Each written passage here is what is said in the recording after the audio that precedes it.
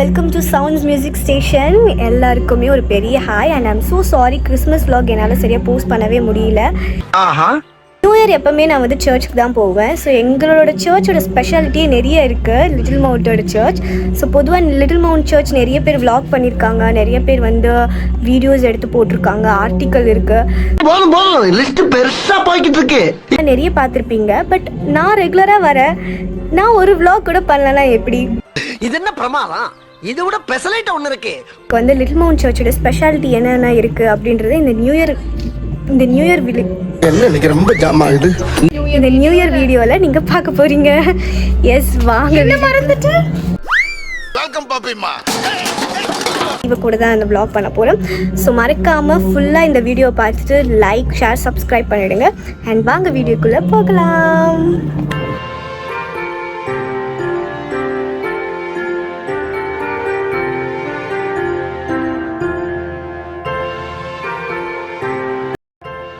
First நம்ம prayer ஹால்குள்ளே தான் போகிறோம். ஸோ எப்போவுமே நான் இங்கே வந்தேன்னா ஃபர்ஸ்ட்டு ப்ரேயர் ஹால்குள்ளே வந்துட்டு ஒரு 2 minutes ஆச்சும் ப்ரே பண்ணிட்டு தான் வெளில போவேன்.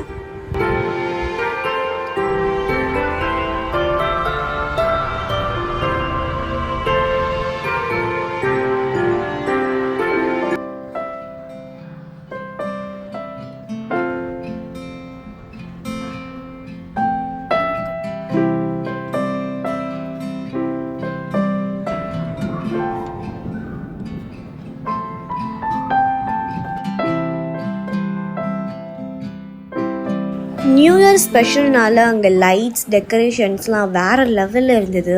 ஒவ்வொரு இடத்துலையுமே நான் ஒவ்வொரு பிக்சர்ஸுமே ரசித்து எடுத்தேன். கிறிஸ்மஸ்க்கு பண்ண டெக்கரேஷனே இன்னும் அங்கே இருந்து ரிமூவ் பண்ணலை. பிகாஸ் கிறிஸ்மஸ் தாத்தா பாருங்கள், சாக்ஸோஃபோன்லாம் வாசிச்சுட்டு க்யூட்டாக நின்றுட்டு இருந்தார். ஸோ நியூ இயர் வரைக்கும் இங்கே இப்படி தான் இருக்கும்.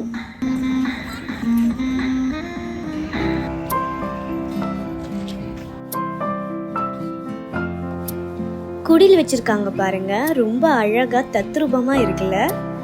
அதாவது ஆண்டவராகிய இயேசு கிறிஸ்து மாட்டு தொழுவத்தில் பிறந்தாருன்றத ஸ்டாச்சுவால் எவ்வளோ அழகாக கன்வே பண்ண முடியுமோ அவ்வளோ அழகாக பண்ணியிருக்காங்க.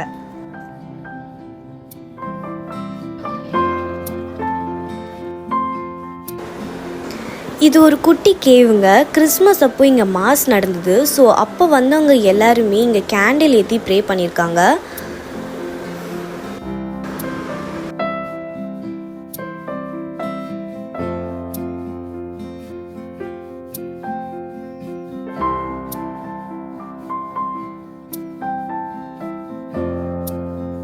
புனித தோமையார் இந்தியாவில் வாழ்ந்த 20 வருஷத்தில் 13 வருஷம் இங்கே தான் வாழ்ந்திருக்காரு. அதில் 7 வருஷம் பரங்கிமலையில் இருந்திருக்காருன்னு சொல்கிறாங்க. அவரோட ஞாபகமாக தான் 1551 இந்த சிற்றாலயம் கட்டப்பட்டிருக்கு.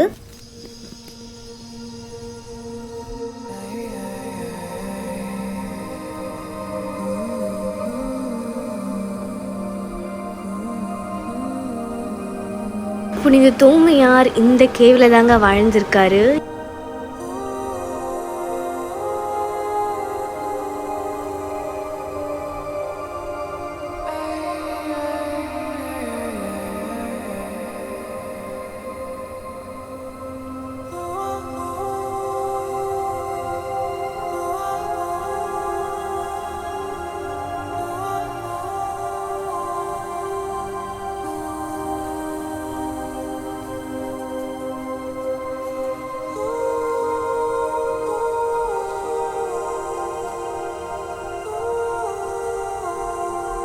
இந்த கல் மேலே தான் கை வச்சு ஜெபிப்பார். அந்த கல் மேலே பாருங்கள், அவரோட கைத்தடம் பதிக்கப்பட்டிருக்கு.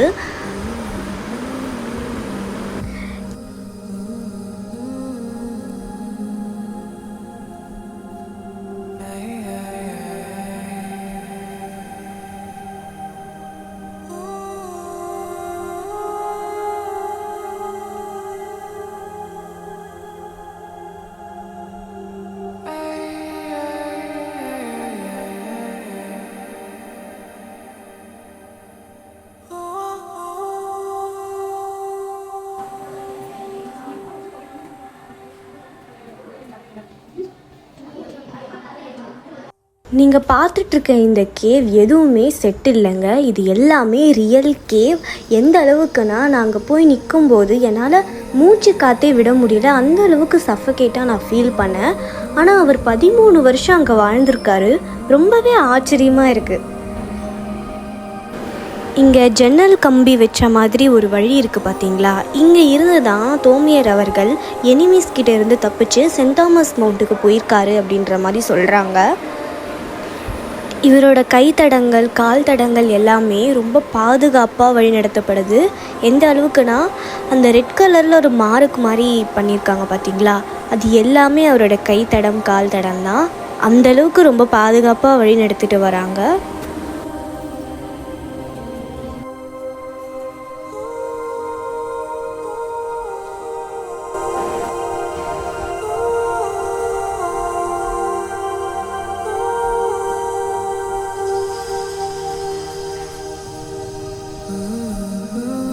இது அந்த கேவோட பேக் சைடு. நம்ம ஒரு வழி ஒன்று பார்த்தோட அவர் தப்பிச்சு போன வழி, அந்த வழியோட பின்பக்கம் தான் இது. இங்கே ஒரு போர்டு கூட வச்சுருக்காங்க பாருங்கள், saint Thomas escaped through the narrow அப்படின்னு சொல்லிட்டு.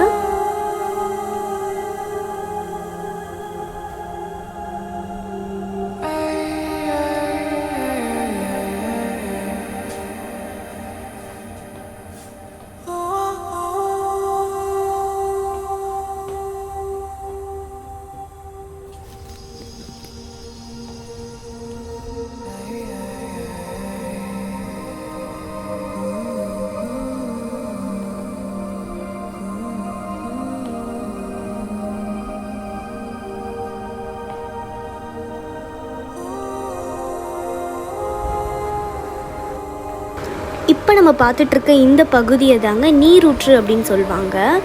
மக்களுக்காக தோமியர் அவர்கள் நற்செய்தி பரிசாற்றும் போது அவங்களோட தாகத்தை தணிக்கிறதுக்காக ஒரு நீரூற்று ஏற்படுத்தினார். அதில் என்ன ஒரு ஆச்சரியம்னா, இப்போ வர அந்த தண்ணி வற்றாமல் இருக்குது. இதுதான் மக்கள் புதுமை தண்ணியாக பயன்படுத்திகிட்டு இருக்காங்க.